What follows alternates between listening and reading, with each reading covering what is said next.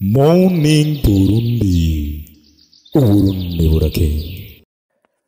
Turabahaye ikaze muri burakeye yo kuri uno wa kabiri, aho tugiye kugaruka ku makuru yazindutse aravugwa hirya no hino. Inama nkenguzamateka y'u Burundi yaraye yemeje ugiye kurongora sentare ntayinyuzwa n'abazorongora sentare nkuru z'igihugu. Nkurunziza Gamaliel avuka muri komine Kiremba mu ntara ya Ngozi, akaba ari we yaraye yemejwe n'inama nkenguzamateka ko agiye kurongora sentare ntayinyuzwa ku rwego rw'igihugu.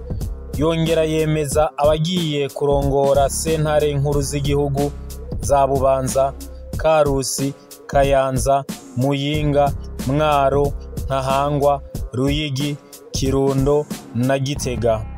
Umuhinga mu byo gutunganya amashusho mu Burundi, General ari mu gihugu cy'u Rwanda, aho yatumwe ko mu migambi itandukanye y'abaririmbyi bo mu Rwanda agiye gufasha amasanamu. Abo barimwo Bwiza Emerance yakoranye indirimbo na The Ben. Iyo ndirimbo bakaba bikoze kuri General kugira ngo abatunganirize amasanamu. Akaba atari ubwa mbere bakoranye, kuko General abo bose yaramaze kubakorera indirimbo nziza kandi bakunze cyane, ari navyo bitumye basubira kumwikorako kuri aya mashusho mashasha. General ahari mu Rwanda akaba avuga yuko uwo atari uwo mugambi wonyene wamujanye, kuko hari n'abandi baririmbyi bari bamutumye ko agiye gukorera amasanamu muri iyi misi. Ikigo Payeje kiramenyesha urwaruka rudafise akazi ko catunganije uruganda rwo gukarisha ubwenge mu bisata bitandukanye. Urwo ruganda rukazokwakira urwaruka ruvuye mu makomine agera kuri 17. Ni inyigisho zo gukarisha ubwenge, aho umuntu ashobora kwiyandikisha ubuhinga ngurukana bumenye aciye ku rubuga rw'ikigo Payeje. Urwaruka ruzokwiyandikisha rutegerezwa kuba rufise hagati y'imyaka 18 n'imyaka 40, aho bazotangura kwiyandikisha itariki 13 Munyonyo 2024. Abantu ntibabona kumwe ivyashikirijwe n'umuririmbyi w'indirimbo mpimbazamana Francis Destin ku kinyamakuru Morning Burundi igihe yaza mu kiganiro. Francis Destin akaba yavuze ko kuririmba indirimbo Fudo twa muri Primusic, iyo ndirimbo ya Bruce Melody, mu gihe yarasanzwe ari umuhimbaji yamenyerewe mu mashengero aririmba indirimbo mpimbazamana, vyavuye yuko yasenze akumviriza ijwi ry'Imana kandi akumva ntaco bitwaye aririmbye indirimbo y'urukundo. Francis Destin akaba yashikirije yuko misi yose iyo agiye gukora ikintu abanza akagisengera, ari nako yabikoze kiriya gihe, kandi akavuga yuko iyo ataririmba irya ndirimbo hari igihe atari gutahukana iryo higanwa. Umugwi nserukiragihugu intamba mu rugamba uza wamaze gushika mu gihugu ca Cote d'Ivoire, aho bagiye kwitabira inkino zo gukurakuranamwo z'igikombe ca Afrika c'2025. Uburundi bukaba bwiteguriye kuzokwakira igihugu ca Malawi mu rukino rwo gusubiriza ku munsi ugira gatanu w'izo nkino.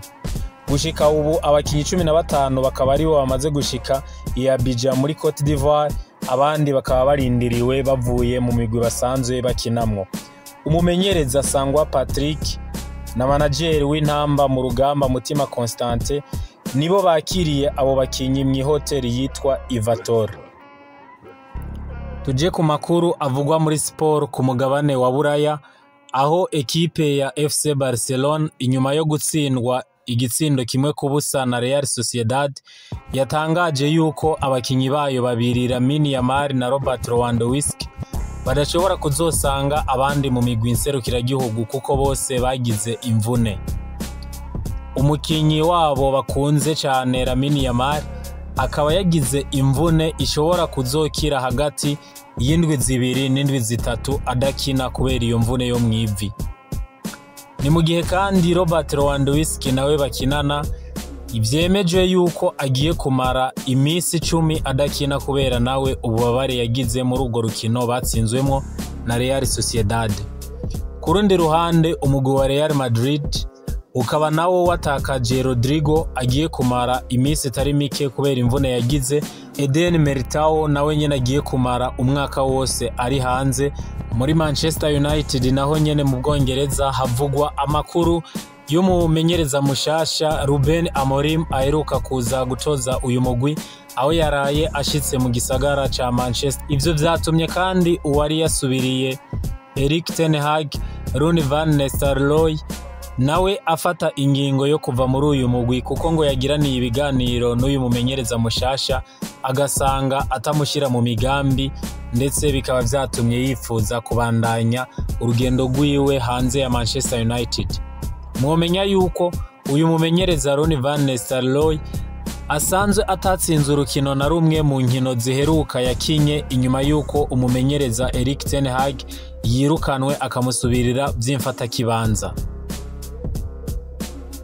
Igihugu c'Uburusiya kibona yuko Amerika n'ibihugu vy'i Burayi bikandamiza cane umugabane wa Afrika. Ni ibivugwa n'umushikiranganji ajejwe imigenderanire mu Burusiya Sergei Lavrov mu nama ihuza abashikiranganji b'imigenderanire b'ibihugu vya Afrika n'Uburusiya, Russia Africa Partnership Forum. Iyo nama yabereye muri kaminuza y'ubushakashatsi ya Sirius mu gisagara ca Sochi ku magenekerezo ya 9 na 10 Munyonyo 2024. Umushikiranganji w'imigenderanire y'Uburusiya Sergei Lavrov akaba yiyamirije ibihugu vyo mu burengero Oksida bibandanya gukandamiza Afrika, eka mbere n'ibindi bihugu bitumva kumwe nabo ibijanye nuko ivya politike bikwiye kugenda. Sergei Lavrov akaba yavuze ko igihugu c'Uburusiya kizobandanya gishigikira bimwe bishitse abagenzi baco bo muri Afrika mu bisata bitandukanye. Sergei Lavrov akavuga ko Amerika n'Uburayi bikoresha ibihano nk'ikigwanisho ibiheza bikagira ingaruka mbi yo guhungabanya ubutunzi mw'isi. Akaremesha yuko igihugu ciwe c'Uburusiya kitazohengeshanya gukorana neza n'ibihugu bigenzi vyaco vyo muri Afrika. Twamenyesha ko umushikiranganji ajejwe imigenderanire y'u Burundi n'amakungu Albert Nshingiro yari yitabiriye iyo nama yariko ibera i Sochi. Tugaruke kandi ku nkuru ya Balthazar Ebanga Engonga, wa mugabo abagore bakunda agasura kiwe ku buryo bamutaziriye belo, bisigura yuko ari mwiza. Uyu mugabo inkuru ziwe zikaguma ziza ari nshasha.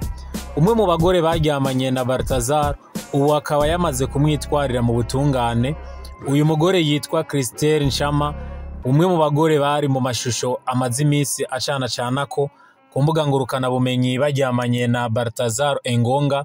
Akaba yafashe icemezo cyo agiye kumwitwarira kuko ngo yakundanye nawe imyaka 4 yose, ariko kandi igihe baryamana akamufata amasanamu yari yabanje kumwankira yuko bafata ayo masanamu, ariko Balthazar akaza kumwemerera yuko ayo masanamu atazigera asohoka kandi ayo masanamu aza guhita ayafuta. Ariko rero akaba yamwitwariye kuko atayafuse kandi akeneye kumenya impamvu ayo masanamu yagiye ahabona.